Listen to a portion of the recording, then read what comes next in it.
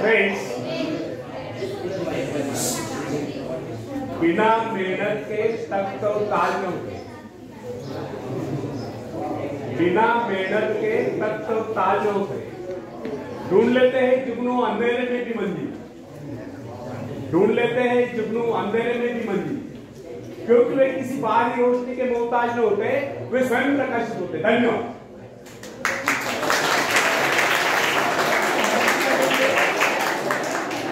Friends, एक व्यक्ति है जिसके शरीर में स्वच्छ रक्त संचार हो रहा है, जिसके चौड़े कंधे हैं, सुंदर मजबूत 2 हाथ है, जिसका वजन भी अच्छा है, जो सभी अंगों से युक्त तथा शरीर से चुस्त मस्त है। ऐसा व्यक्ति अगर दूसरों से सहायता मांगता है तो आप उसे क्या देंगे, उसके बारे में क्या सोचेंगे? अवश्य वह सर्वांग संपन्न होकर भी अपंग कहलाएगा। आप ऐसे अपंग मत बनिए, आप सामर्थ्यवान बनकर दिखाइए, आप ऐसे बनकर दिखाइए कि लोग आपसे सहायता पाने की चेष्टा करें। क्या आपको पता है कि आप जिन लोगों को जानते हैं उनमें बहुत से ऐसे हैं जिन्हें किसी दूसरों से सहायता की प्रतीक्षा है। सही बात तो यह है कि उनमें से बहुत से लोगों को इस बात का भी पता नहीं उन्हें जो सहायता चाहिए वो कहां से मिलने वाली है, फिर भी वे इंतजार करते और सोचते रहते बस अब उनका काम बनने वाला है, उन्नति के द्वार खुलने वाले हैं, कोई उनकी मदद के लिए आएगा, उनके सारे कष्ट दूर हो जाएंगे। क्या ऐसा संभव है?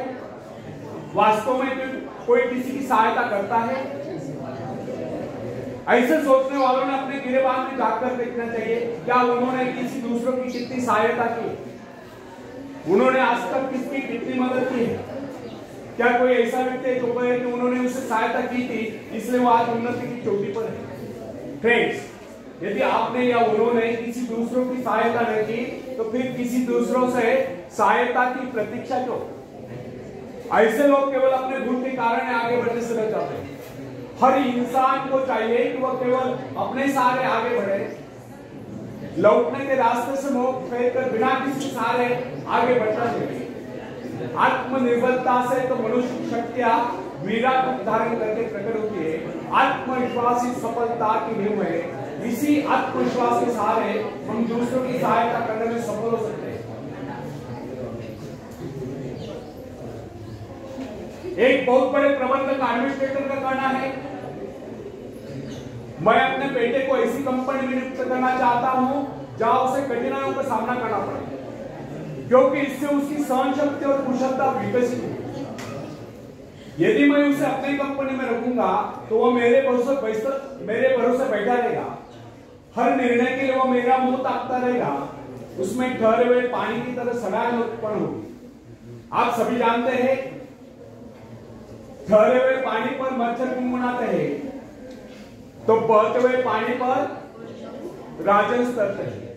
कितने सुंदर विचार थे उसमें।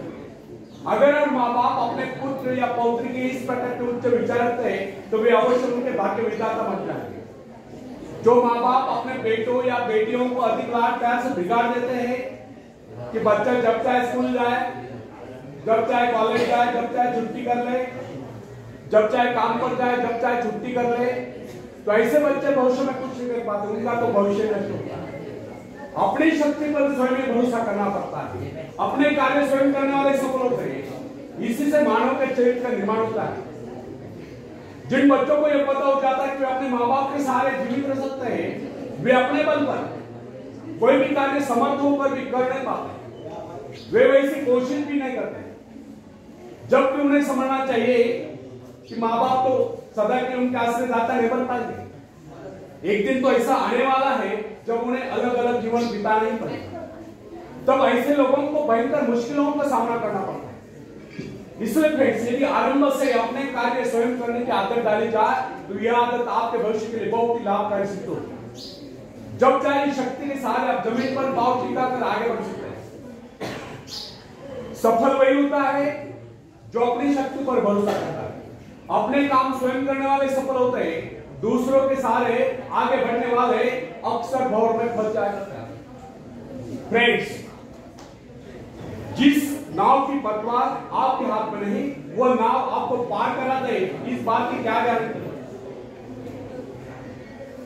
आपका जीवन तो उसके हाथ में जिसके हाथ में नाव की पतवार हो, वो चाहे तो आपको डुबो दे, चाहे पार कर दे।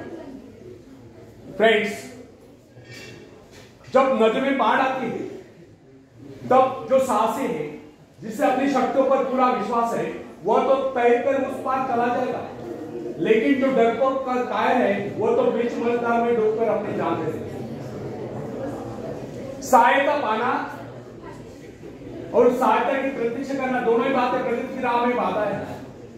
अतः हर युवक के युवती के लिए आवश्यक है वे शुरू से ही अपने काम स्वयं करने की आदत डालें।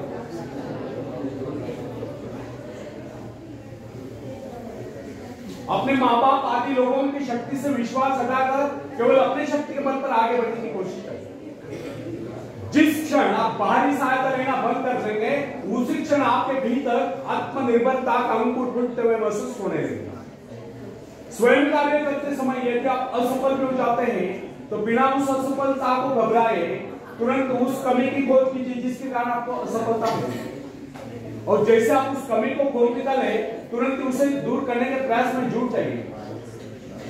आपका वास्तविक आदर तभी होगा जब आप एक सफल व्यक्ति के रूप में दुनिया के सामने होंगे। मगर यदि आप एक व्यक्ति के बाद दूसरे व्यक्ति का आगे हाथ फैलाना शुरू कर देंगे तो लोग आपको मंगता या भिखारी कहेंगे। अतः आपके प्रण कर ले कि आपको केवल अपने भरोसे जीना है, ना कि किसी की दया पर, क्योंकि बाहरी सहायता किसी वक्त ही वरदान सिद्ध होती है, अधिकतर समय अभिशाप ही सिद्ध होती है।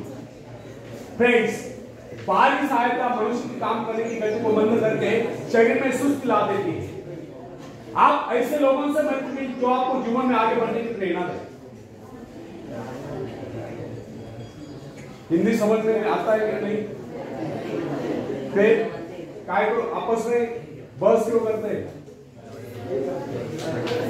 आपस में बहस क्यों करते हैं?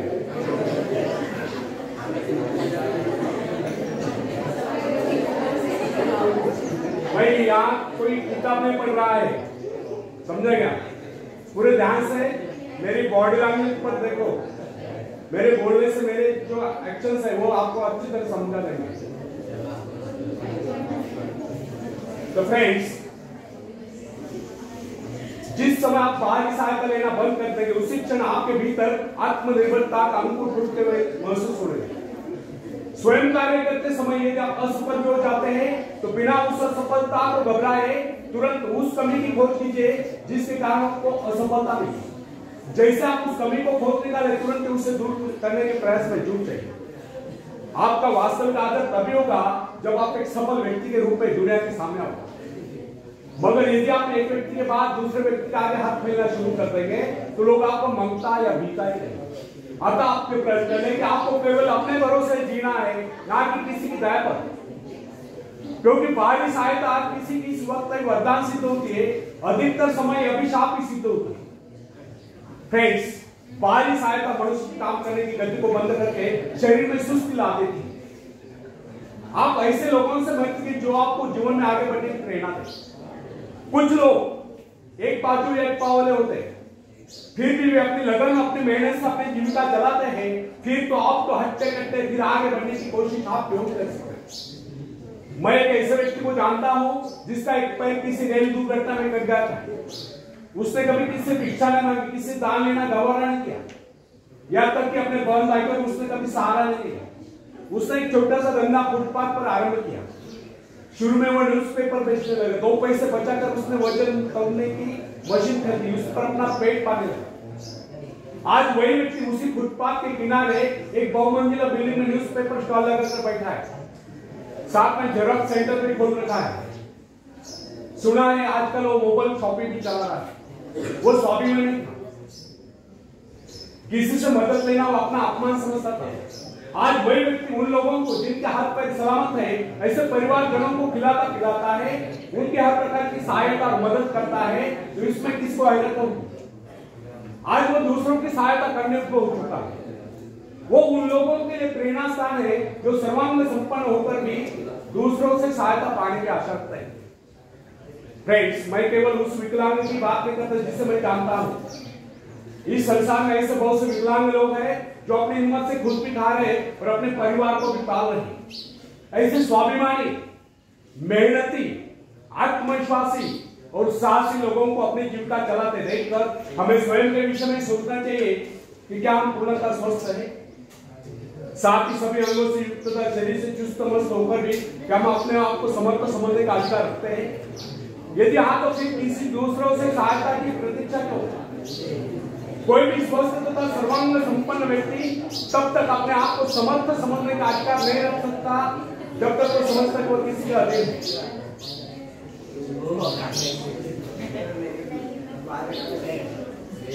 वास्तविक स्वतंत्रता एक ऐसा उपाय है जिससे मनुष्य शक्ति दोगुनी जाती है। इस प्रकार की भावना अन्य किसी प्रकार से प्राप्त नहीं होती।